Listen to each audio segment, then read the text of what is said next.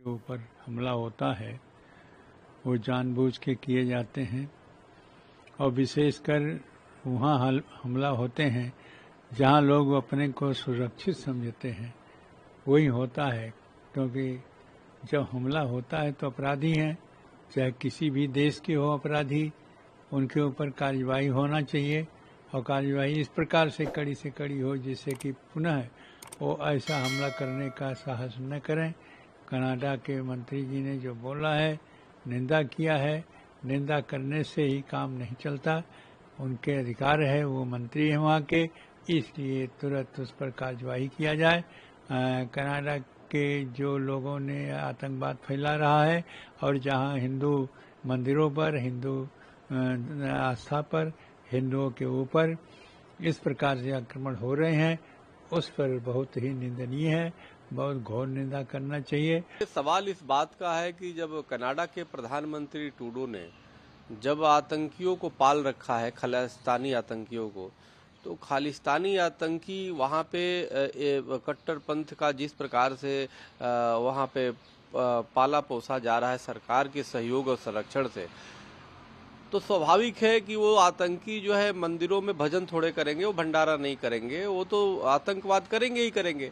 मूल विषय यह है कि कनाडा के प्रधानमंत्री ट्रूडो को अपनी कहीं न कहीं उनकी पॉलिसी में सुधार करना चाहिए।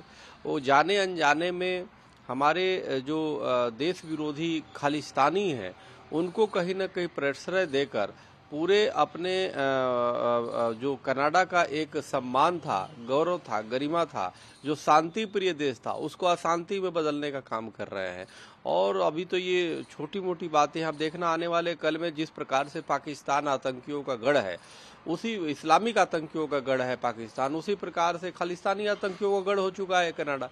तो इसलिए ये मेरा मानना है कि ट्रूडो जो बेवजह जो है भारत पे जो आरोप प्रत्यारोप लगाते रहे हैं, उसको विराम करके अपने देश में आतंकवाद की सफाई करनी चाहिए। ये सारा का सारा सोच का संकट है। अब सोच प्रदूषित हो रही है तो फिर व्यक्ति आक्रमण भी करता है, चाहे वो आतंक का आक्रमण हो, चाहे वो आर्थिक आतंक का आक्रमण हो, या फिर वैचारिक आतंक का आक्रमण हो। मुझे लगता है आज समय मैं देख रहा हूं कई जगह वाणी का प्रदूषण है, कहीं विचारों का प्रदूषण है, कहीं व्यवहार में प्रदूषण है। ये सारे प्रदूषण क्यों हैं?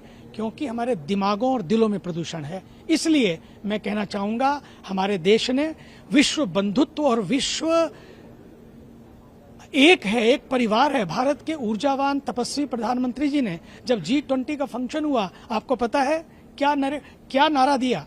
लोगों ने नैरेटिव घड़े, पर उन्होंने एक नारा दिया। उन्होंने नारा दिया कि one world, one earth, one world, one family और वन फ्यूचर। क्यों दिया उन्होंने? लोग उस समय भी नैरेटिव घड़ते रहे, नेगेटिव होते रहे।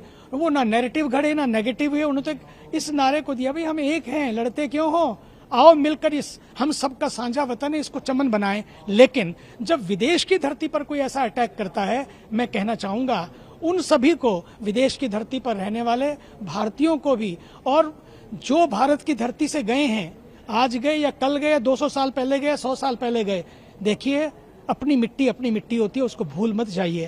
कर्म करो वहां पर, वो आपकी कर्म भूमि है, लेकिन मातृभूमि को मत भूल जाओ। और ये मत भूल जाओ, अगर बात खालिस्तान की आ रही है, मुझे नहीं लगता है कि खालिस्तान, इसलिए खालिस्तान का आइडिया भी ये नहीं है।